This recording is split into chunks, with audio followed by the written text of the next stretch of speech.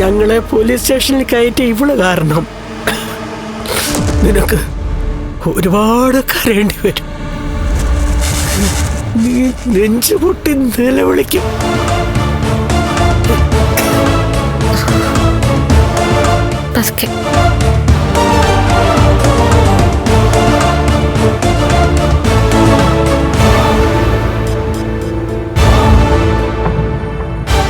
നോക്കണ്ട, കണ്ണേട്ടന് ഞാനുമായി പിണങ്ങി പിരിഞ്ഞെന്ന് കരുതി പഴയ സംഭവങ്ങളൊന്നും തേഞ്ഞു മാഞ്ഞു പോവാൻ പോകുന്നില്ല. അന്നത്തെ ആ ലോറി ആക്സിഡന്റ് കുത്തിപ്പൊക്കിയ ഇതായിരിക്കില്ല അനുഭവം. ഇനി ശേഷിക്കുന്ന ജീവിതം നിങ്ങൾ ജയിലിലായിരിക്കും. ഇതെപ്പോഴും മുഴക്കുന്ന ഭീഷണി പോലെ കരുതണ്ട. എന്റെ അമ്മയുടെ ദേഹത്ത് കൈവച്ച നിങ്ങളെ നിങ്ങളുടെ അമ്മയെ ലോക്കപ്പിൽ കിടത്താമെങ്കിൽ അനന്തുവേട്ടന്റെ സഹായത്തോടെ നിങ്ങളെ കോടതിയിൽ കയറ്റാനും ജയിലിൽ കയറ്റാനും എനിക്ക് നിഷ്പ്രയാസം സാധിക്കും. പിന്നെ ഞാനും കണ്ണേട്ടനും തമ്മിൽ എത്ര അകൽച്ച ഉണ്ടെങ്കിലും ശരി, സ്വന്തം അച്ഛനെ കൊന്ന കൊലയാളിയോട് ഒരിക്കലും കണ്ണേട്ടൻ ക്ഷമിക്കില്ല. കണ്ണൻ ഇനി അതൊന്നും വിശ്വസിക്കില്ലെന്നാ ഇങ്ങേരും ഇങ്ങേരുടെ അമ്മയും പറയുന്നത്. വിശ്വസിപ്പിക്കാനൊക്കെ എനിക്കറിയാം. പോലീസ് സത്യസന്ധമായി ഈ കേസ് അന്വേഷിച്ച നിങ്ങൾ മണി പോലെ സത്യങ്ങൾ വിളിച്ചു പറയും. അവിടെ പിന്നെ കണ്ണേട്ടന്റെ മറ്റൊരു മുഖമായിരിക്കും നിങ്ങൾ കാണാൻ പോകുന്നത്. കണ്ണനുമായിട്ട് വേർപിരിഞ്ഞ ദേഷ്യമല്ലേ നീ ഞങ്ങളോട് തീർക്കുന്നത്? അല്ലാതെ നിങ്ങളും നിങ്ങളുടെ അമ്മയും തെറ്റൊന്നും ചെയ്തിട്ടില്ല. പിന്നെ എങ്ങനെയാ അമ്മയുടെ മുഖത്ത് പാട് വന്നത്? ഇത്രയും നാളും തല്ലും കൊല്ലുന്നു പറഞ്ഞിട്ടേ ഉള്ളൂ, പക്ഷെ ഇതുപോലെ തല്ലിയിട്ടില്ല. അത് പിന്നെ ഞാൻ സഹിക്കണോ? നിങ്ങൾ ചെയ്തതൊക്കെ നല്ലതാണെന്ന് പറഞ്ഞ് നിങ്ങളെ പ്രോത്സാഹിപ്പിക്കണോ?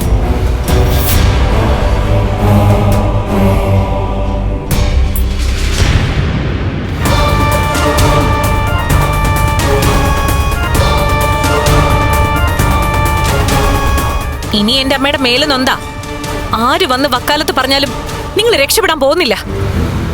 നിങ്ങളൊക്കെ ജയിലിൽ കിടക്കുന്നതാണ് എന്റെ അമ്മയ്ക്ക് മനസമാധാനമെങ്കിൽ അങ്ങനെ തന്നെ നടക്കട്ടെ എന്ന് ഞാനും കരുതും.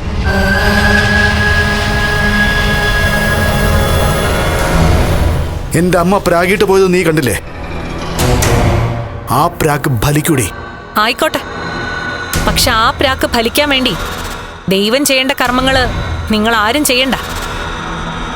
ഒരു കാര്യം നിങ്ങൾ രണ്ടും കുറിച്ചിട്ടോ.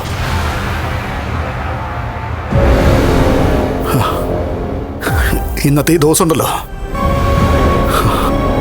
അത് ഞാൻ ഒരിക്കലും മറക്കില്ല.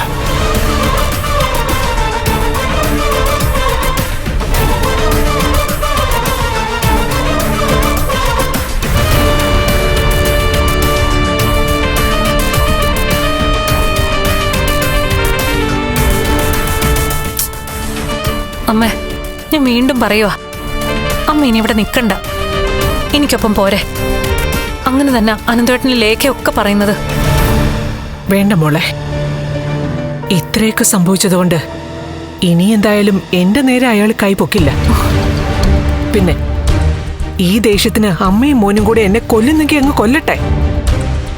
എന്നാലും കുഴപ്പമില്ല, ഞാൻ ഇവിടുന്ന് മാറുന്ന പ്രശ്നമില്ല. എനിക്ക് മോളെ കാണണമെന്ന് തോന്നുമ്പോ ഞാൻ അവിടെ എത്തിക്കോളാം.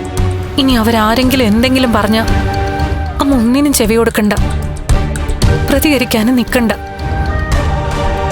ഇത്രയും ദിവസവും എന്റെ കാര്യം ഓർത്തിട്ട അമ്മയ്ക്ക് മനസ്സമാധാനം ഇല്ലാതിരുന്നത്. ഇപ്പൊ അത് തിരിച്ചായി. അമ്മയാണെങ്കിൽ വിളിച്ചിട്ട് വരുന്നുമില്ല. മോള് പൊയ്ക്കും മോളെ, ഇടയ്ക്ക് ഞാൻ വിളിച്ചോളാം. സൂക്ഷിച്ചോണേ അമ്മ. മോള് ചെല്ല്.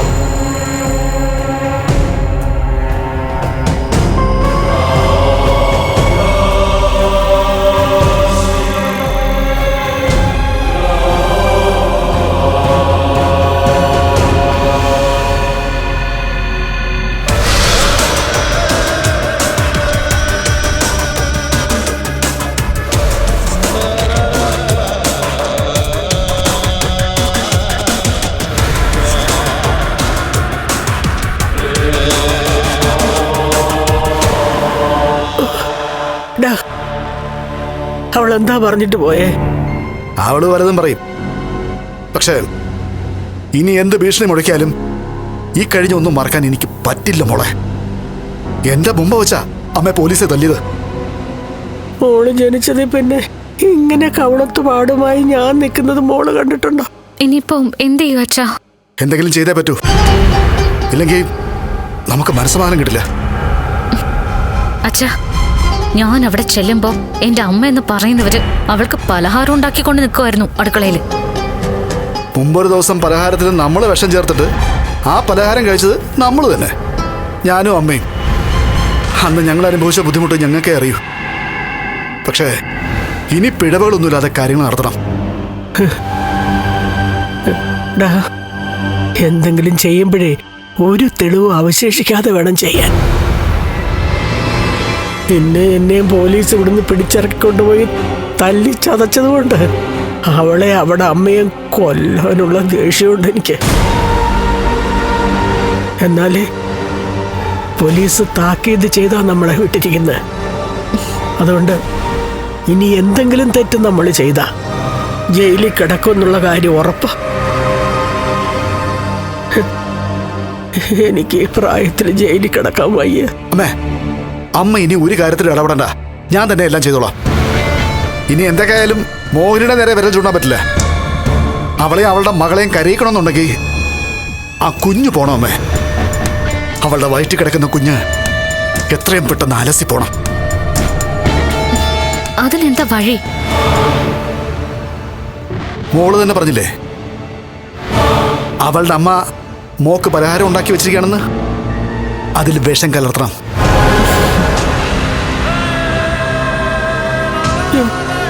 എങ്ങനെ അതിന് പറ്റുവടാ?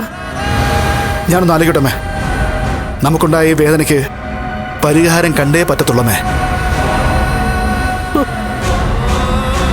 ഇനി എങ്ങനെയാണോ നമ്മൾ പുറത്തോട്ടിറങ്ങുന്നത്? അയലത്തുകാരെല്ലാം കണ്ടും നമ്മളെ പോലീസ് കൊണ്ടുപോകുന്നത് അത് മാത്രമാണോ? ആ വനിതാ പോലീസിന്റെ കൈ എന്ന് പറഞ്ഞാലേ നല്ല ഉരുക്ക് കയ്യാ, നല്ല തഴമ്പുള്ള കൈയായിരുന്നു. ഈ പാടിനി എത്ര ദിവസം കഴിഞ്ഞാലാടാ മാഞ്ഞു പോകുന്നത്? അതിനേക്കാളും വലിയ പാടല്ലേ അമ്മേ എന്റെ മനസ്സിലുണ്ടായിരിക്കുന്നത്. ആ മുറിവത്ര പെട്ടെന്നൊന്നും കരിഞ്ഞു പോവില്ല. ഇനി ഇവിടെ അച്ഛനും മുത്തശ്ശിയൊക്കെ സംസാരിക്കുന്ന സൂക്ഷിച്ചു വേണം. കാത് കൂർപ്പിച്ച് അമ്മ പിന്നാലെ ഉണ്ടാവും. അന്ന് പലഹാരത്തില് വിഷം കലർത്തിയ കാര്യം അമ്മ നേരത്തെ അറിഞ്ഞിട്ടുണ്ട്. അതുകൊണ്ട് അമ്മ പലഹാരം മാറ്റിക്കാണും. എന്ന് വെച്ചാ അന്ന് വിഷം കലരാത്ത പലഹാരമാണ് മഹാലക്ഷ്മി കഴിച്ചത്. എന്നിട്ട് അവളുടെ കുഞ്ഞിനെ കളയാൻ വെച്ചിരുന്ന പലഹാരം അച്ഛനും മുത്തശ്ശിയും കഴിച്ചു. അത് ശരിയാടാ പ്രതാപ, ഞാനത് നിന്നോട് പറഞ്ഞില്ലേ? നമ്മൾ ഇനി എന്തെങ്കിലും രഹസ്യങ്ങൾ സംസാരിക്കുന്നുണ്ടെങ്കിൽ അത് പുറത്തു പോയിട്ട് സംസാരിച്ചാൽ മതി. അല്ലെങ്കിൽ കാറിലിരുന്ന് സംസാരിക്കണം. അല്ലാതെ ഈ വീട് ഒട്ടും സുരക്ഷിതമല്ല. അവളെ തല്ലിയപ്പോ ഞാൻ കരുതി അവളിനി ഇങ്ങോട്ട് വരത്തില്ലെന്ന്, അവളുടെ മോളുടെ കൂടെ പോയി താമസിക്കുമെന്ന്. പക്ഷേ ഇപ്പൊ അവൾക്ക് നമ്മളെക്കാൾ അധികാരമാ. ഇനി അവള് വെറുതെ പോയി കംപ്ലൈന്റ് എഴുതി കൊടുത്താലും ആ SI വന്ന് നമ്മളെ ഇവിടുന്ന് പൊക്കിക്കൊണ്ട് പോകും.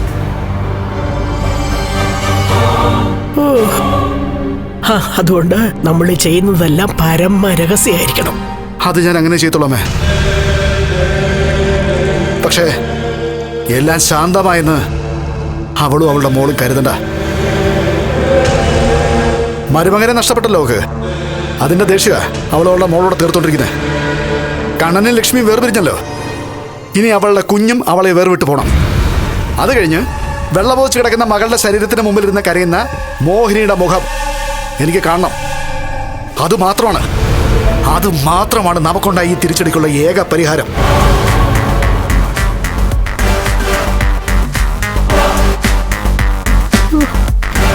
മുത്തശ്ശി, കവളത്തടിച്ചതല്ലേ ഉള്ളൂ, അല്ലാതൊന്നും ചെയ്തില്ലല്ലോ? ഇല്ല മോളെ, പക്ഷെ അവനെ ഉണ്ടല്ലോ ആ SI ഇടിച്ചു പഞ്ചറാക്കി കളഞ്ഞു. അവനെ ഇനി ഏതെങ്കിലും നാട്ടുവൈദ്യനെ കൊണ്ട് ഒഴിച്ചിലും പിഴിച്ചിലും ഒക്കെ നടത്തുന്നത് നന്നായിരിക്കും. ഇങ്ങോട്ട് വരുന്ന വഴിക്ക് കുറച്ച് നാടൻ മുട്ട വാങ്ങിക്കാൻ മറന്നുപോയി. ചെറുതായിട്ട് വാട്ടിയ മുട്ടയിലെ കുരുമുളക് പൊടിച്ചിട്ട് കൊടുത്താ നെഞ്ച് കലങ്ങിയിട്ടുണ്ടെങ്കിൽ അത് നേരെ ആയിക്കോളും. എന്റെ മോളെ അതുപോലത്തെ ഇടിയായിടിച്ച്. ഓ, എന്റെ മോനായതുകൊണ്ടാ പിടിച്ചു നിന്ന്. എന്നെ അവന്റെ മുന്നിലിട്ട് തല്ലിയതാണ് അവന് സങ്കടമായതെങ്കിൽ എന്റെ സങ്കടം എത്രയായിരിക്കും മോളെ. അയ്യോ, ഞാനൊന്ന് ഇരിക്കട്ടെ. എന്റെ അമ്മ.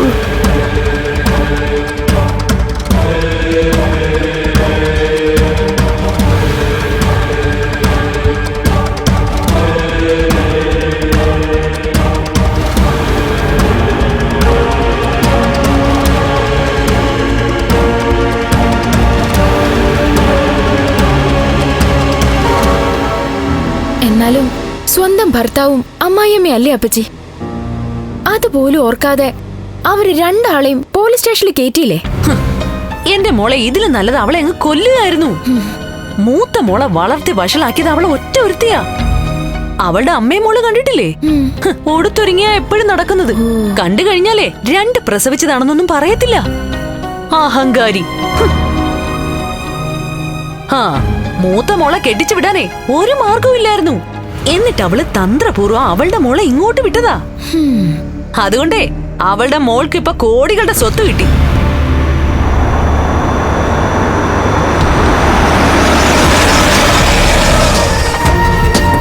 ആ ദേ കണ്ണമോനെത്തി.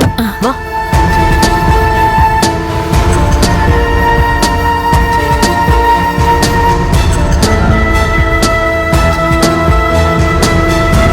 എടാ മോനെ, നീ കാര്യങ്ങളൊക്കെ അറിഞ്ഞായിരുന്നല്ലോ? അറിഞ്ഞു. പോലീസ് സ്റ്റേഷനിൽ പോയിട്ട് കരുണയുടെ അച്ഛനെ മുത്തശ്ശൻ ജാമ്യത്തിൽ ഇറക്കണമെന്നാ വിചാരിച്ചത്. പിന്നെ അവിടേക്ക് വിളിച്ചപ്പോ ജാമ്യം കിട്ടിയെന്ന് പറഞ്ഞു. കരുണമോളെ, കേട്ട പാതി കേൾക്കാത്ത പാതി ഇവിടുന്ന് സ്റ്റേഷനിലേക്ക് പോവായിരുന്നു.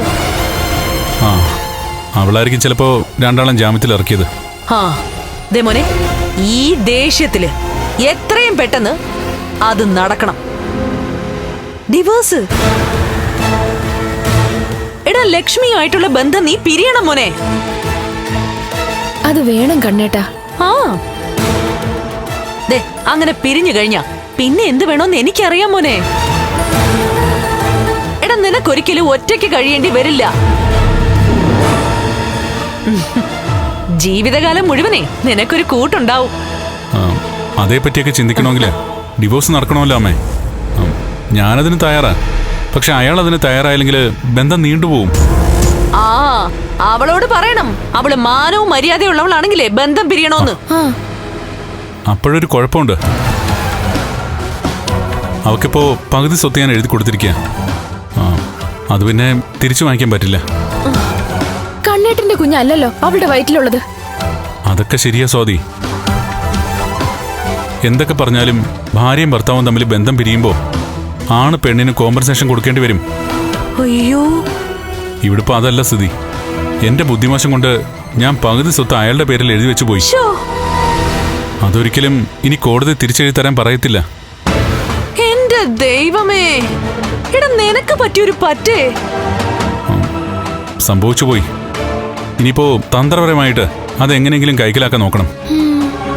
എടാ, നിന്നെ കല്യാണം കഴിച്ചിട്ടേ അന്യന്റെ കുഞ്ഞാണ് അവളുടെ വയറ്റിൽ കിടക്കുന്നതെന്ന് പറഞ്ഞാലേ അത് കോടതിക്ക് മനസ്സിലാവത്തില്ലേ? ആ അമ്മേ, കോടതിയൊക്കെ എപ്പോഴും സ്ത്രീകൾക്കാ മുൻഗണന കൊടുക്കുന്നത്. ഓ, അങ്ങനെ വരുമ്പോ അവർക്ക് മറ്റ് പല കാര്യങ്ങളും കോടതിയിൽ പറയാൻ പറ്റും. എന്ത് കാര്യങ്ങള്? ആ, അത് പിന്നെ കല്യാണം കഴിയുന്നതിന് മുമ്പ് എനിക്ക് കുട്ടികൾ ഉണ്ടാവുമെന്നും കുടുംബജീവിതം നയിക്കാൻ പറ്റുമെന്നൊക്കെ പറഞ്ഞിട്ടാ കല്യാണം നടത്തിയെന്നൊക്കെ അയാളുടെ വക്കീൽ പറഞ്ഞാ, അല്ലെന്ന് പ്രൂവ് ചെയ്യാൻ നമ്മുടെ കയ്യിൽ എന്തെങ്കിലും എവിഡൻസ് ഉണ്ടോ? കണ്ണേട്ടന് കുടുംബജീവിതം നയിക്കാൻ പറ്റില്ല എന്ന് അറിഞ്ഞിട്ട് തന്നെയല്ലേ അവള് കണ്ണേട്ടന്റെ ജീവിതത്തിലേക്ക് വന്നത്. അതൊക്കെ ശരിയാണ് സ്വാതി.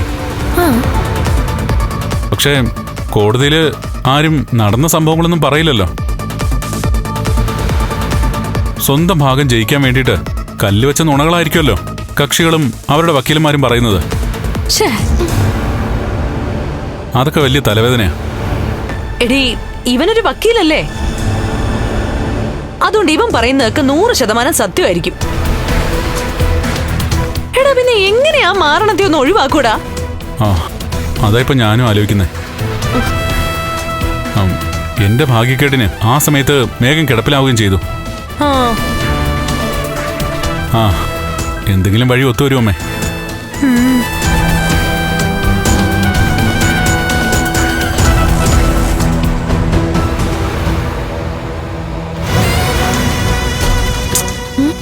എടി ചെല്ലു മോളെ, അവൻ എന്തെങ്കിലും ആവശ്യമുണ്ടോന്നൊക്കെ ചോദിക്കും. ഒന്ന് ശരി അപ്പച്ചി.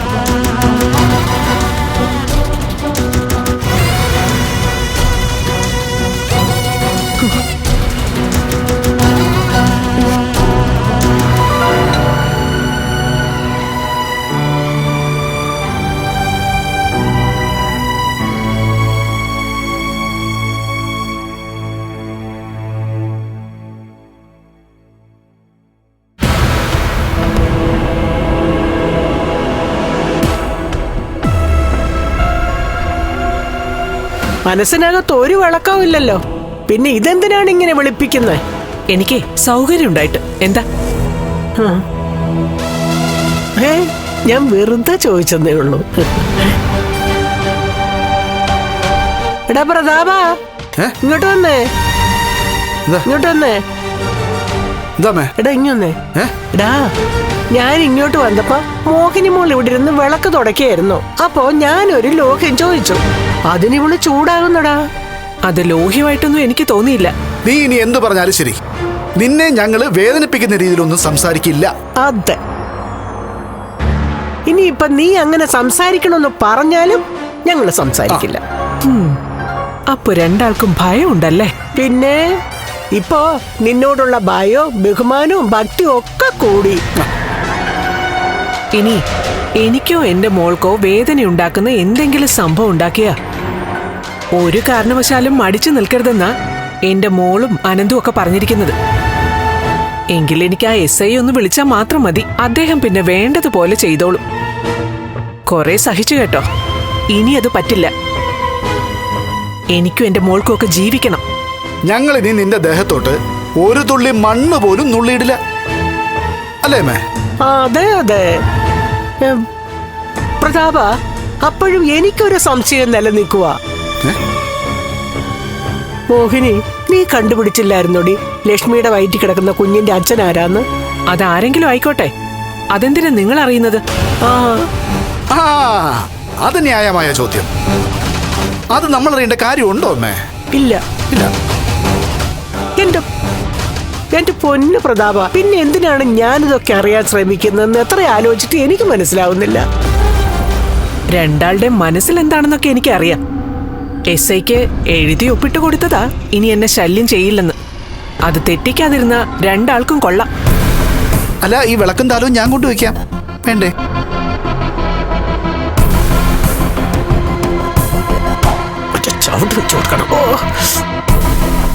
എന്റെ പ്രതാപ, ഇത് വല്ലാത്തൊരു ശ്വാസം മുട്ടലാണല്ലോടാ. മുന്നിൽ ഇങ്ങനെ പഞ്ചകുച്ച അടക്കി നിൽക്കുന്നത്. അതിനുള്ള മറുമരുന്ന് എന്റെ കയ്യിൽ ഉണ്ടമ്മേ. ഇന്ന് രാത്രിയിലെ പലതും ഇവിടെ നടക്കും. എടാ പ്രതാപ, ഇനി നമ്മൾ അകത്തു പോയ പിന്നെ പുറത്തു വരത്തില്ലെന്നാണ് SIയുടെ ഭീഷണി. അത് നമ്മൾ അങ്ങനെ നിസ്സാരമായിട്ട് തള്ളാൻ പാടില്ല. ഇനി മോഹിനിയെ തല്ലാനും കൊല്ലാനൊന്നും നിൽക്കണ്ട. പകരം അവളെ കരയിക്കാനുള്ള മാർഗങ്ങളൊക്കെ എന്റെ കയ്യിൽ ഉണ്ടമ്മേ. ഒരിക്കലും നമ്മൾ പ്രതീക്ഷിക്കാത്തതൊക്കെയാ നമ്മുടെ ജീവിതത്തിൽ സംഭവിച്ചിരിക്കുന്നത്. അവൾക്ക് കൊടുത്തതിനേക്കാൾ കൂടുതൽ എനിക്ക് കിട്ടി. അമ്മയുടെ പ്രായം പോലും നോക്കാതെ അമ്മ അവര് തല്ലി. ഇത്രയും കാരണങ്ങളൊന്നും വേണ്ട പ്രതാപന് പ്രതികാരം ചെയ്യാൻ. ഞാൻ ആണാണെന്നുണ്ടെങ്കിൽ അവളുടെ കുഞ്ഞിനെ ഞാൻ കളഞ്ഞിരിക്കുമേ. പതുക്കെ പതുക്കെ, അവള് കേക്കണ്ട. അവൾ ഒളിഞ്ഞു നിന്ന് കേക്കാൻ മിടുക്കിയ. അങ്ങനെയാണെങ്കിൽ അവളുടെ പേരക്കുട്ടിയെ കൊല്ലാൻ ശ്രമിക്കുന്ന നിന്നെ ഇപ്പൊ തന്നെ അവള് ജയിലിലാക്കും. നീ ജയിലിലേക്ക് പോയി കഴിഞ്ഞാൽ പിന്നെ എന്റെ കാര്യം കഷ്ടമാണ് പ്രതാപ. കാരണമോളില്ലാത്ത ഈ വീട്ടില് നോക്ക്, അവളെന്നെ അടിച്ചൊതുക്കി മൂലയ്ക്കാക്കും. അതിന് അമ്മയ്ക്ക് അമ്മയുടെ വീടുണ്ടല്ലോ. അവിടെ പോയി ഈ വയസ്സാം കാലത്ത് ഞാൻ എന്തോ ചെയ്യാനാ? എപ്പോഴും എന്നെ മാത്രം കണ്ടോണ്ടിരുന്ന വീടിന് ബോറടിക്കത്തില്ലേ? നീ ഇനി എന്ത് ചെയ്താലും അതുകൊണ്ട് നമുക്ക് ഫലം കിട്ടണം. അതുപോലെ തന്നെ ചെയ്യുന്ന കാര്യങ്ങൾ ഇരി ചെവി അറിയാനും പാടില്ല. ഇപ്പൊ നീയും ആ മേഘനും ഒക്കെ ചെയ്യുന്നത് കണ്ടിട്ടേ നിങ്ങളെ രണ്ടിനെ നിന്റെ മരുമോന്റെ പേര് വിളിക്കേണ്ടി വരും. എന്ത്? മണ്ണുണ്ണി. അയ്യോ, മണ്ണുണ്ണിയുടെ അമ്മ ആരാ? ഓ, ഓടിയങ്ങ് പോയി. എല്ലാം കഴിയുമ്പോഴേക്കേ ഞാൻ കാണിച്ചു തരാം ഞാൻ ആരാണെന്ന്.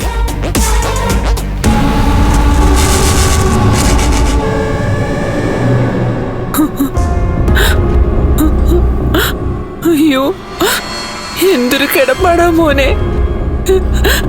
എന്തെങ്കിലും ഒന്നും പറയടാ.